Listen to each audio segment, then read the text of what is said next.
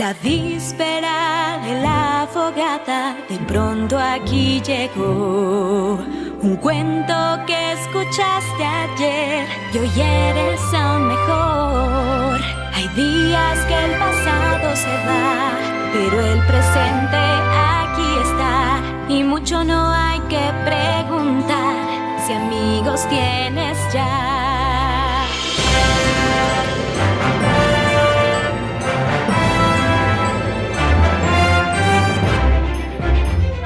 Tiempo es de celebrar. El día de la fogata llegó. Todos juntos celebrar. El día de la fogata